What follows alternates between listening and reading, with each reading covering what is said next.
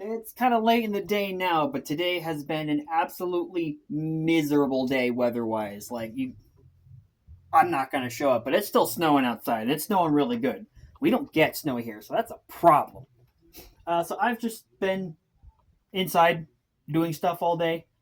I did brave the weather once to go do some errands, and it sucked. And then I came home feeling like exhausted and tired from not doing a whole lot. So I started this earlier today. Let me get a better angle. So I'm working on the passing template for Blood Bowl. And it's still just big long rods right now. And this is basically the name of the game. Just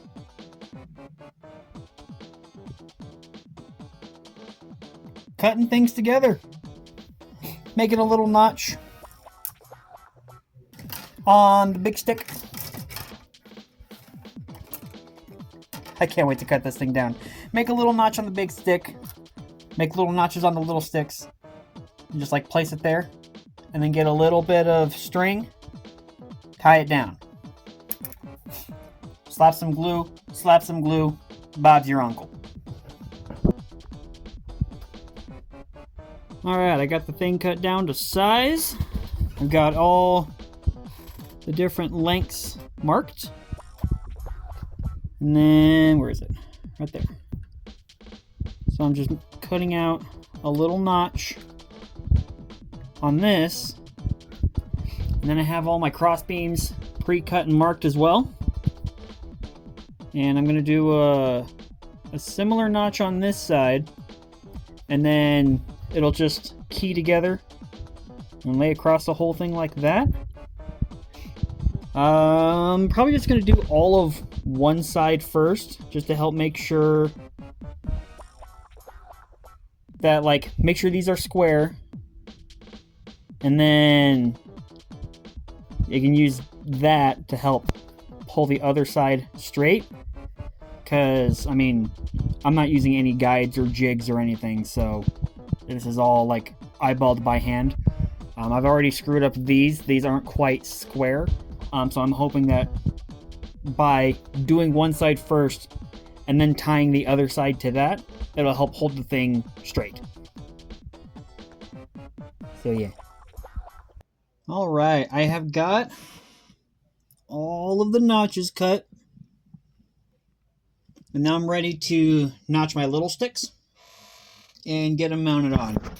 I did want to film me carving those out, but I had to get my face real in close to see what I was doing, and with a sharp knife involved, I didn't want to have a camera in the way or try and worry about getting a shot and potentially hurting myself. So I will take a second to talk about knife safety. Hobbying is weird when it comes to knife safety because the general consensus is cut away from yourself, but I find it's a lot easier and safer to cut towards me with a knife. Granted, it's a knife this big, right? This isn't going to do a lot of damage. At most, it's going to do some nasty stuff to my arm, but you're likely not to kill a man with this. And so it's hard to have a hard set list of do's and don'ts when it comes to knife safety or just safety in general. I feel it is better to have a list of best practices. Something I recommend is to be familiar with the material you are working with. This little wooden dowel, I don't know what wood this is made out of, but it's a very soft wood, right? It's a bamboo skewer, something I can just snap with my hands. This is a very soft wood. It doesn't take a lot of pressure to cut it, or carve it, or sand it, or break it, or anything. So if you are putting a lot of pressure behind your cut, you are doing something wrong. So, same thing goes for miniature plastic, the Games Workshop plastic, or just plastic in general for miniatures, is typically very soft. If you are doing a cut that requires a lot of pressure, you're doing something wrong. And if you are doing a cut like that, I would do that away from you because I've had that happen where I was cutting towards myself, cutting through a whole sprue, which is pretty thick for miniature stuff, and I sliced right through into my thumb, and that was entirely on me not being smart about it. So don't just hack away at a material. Small, controlled movements. Don't chop at it. Don't be erratic. Don't force it. Slice, carve, scrape. Don't force it, because that is how you hurt yourself. Another thing worth considering is, what do you do when you cut yourself? Because you will, be it, slicing your thumb open, carving out a miniature, or cutting your finger open, cutting vegetables for dinner. What do you do when you cut yourself? Number one, put pressure on the wound. Pressure on the wound, right? You want to stop the blood flow. And this goes for like something more substantial than a paper cut. If you do slice your finger open and it is bleeding, just clamp your thumb on it or clamp a hand on it. Stop the bleeding. And that even goes as large as like there's a car crash and like a piece of metal flies by and puts a deep laceration in your arm. Stop the bleeding. Clamp a hand on it. Put some absorbent material over it to help absorb the blood and stop the bleeding. That is number one. And then, of course, depending on what you were cut with and what you were cutting beforehand, you may also want to clean the wound with some water, isopropyl alcohol, antiseptic materials, and then bandage the wound. The world isn't quite so black and white, and so having knowledge of the material you're using, the knife you have, and also some first aid basic training will help go a long way in making sure you stay safe and effective. And also, very much worth mentioning, always use a sharp blade. If your blade is beginning to get dull, that means you need more force to make the cut. And if you're cutting with force, that's how you cut yourself. A sharp blade is safer than a dull blade. Take care of yourself. All right, got the first side done.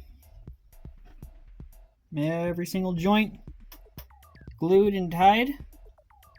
Now it's just about doing the other side and making sure it all stays relatively straight. And here it is, the completed template. Well, I mean, it's not done yet, but like the frame is done. This is... It's not ideal, but it is usable.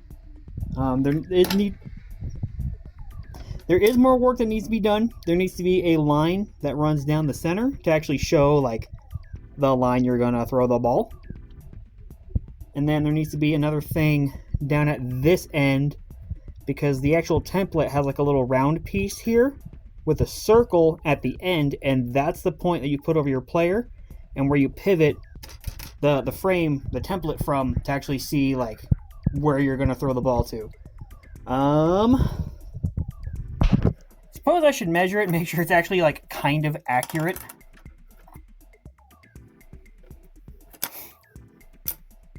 Okay, so it should be...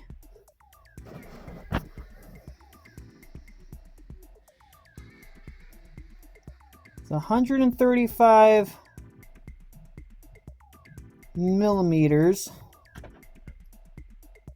So 13.5 centimeters from...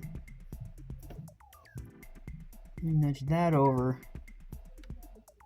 Okay, so from the 5 right there, that little 5 right there, that is where the pivot point is. And then it's 35 millimeters right there. And then from quick to short, it is 115. This one isn't straight, but it does line up pretty well with 11.5, 115 millimeters. Second one should be the same thing. Line up the center line there. 115 millimeters. And then the last one, for a bomb pass, scissors. Again, this one's not centered, or not straight, but if I line up the center with the line, and then go over here, it's a little short, but it's close enough. I now have a passing template. One more thing I want to add before I close the video. From all the research I've seen online, people don't even actually use this thing. There is a chart that you can use that provides a lot more accuracy for selecting players to pass the ball to. I don't care. I want to play with toys and...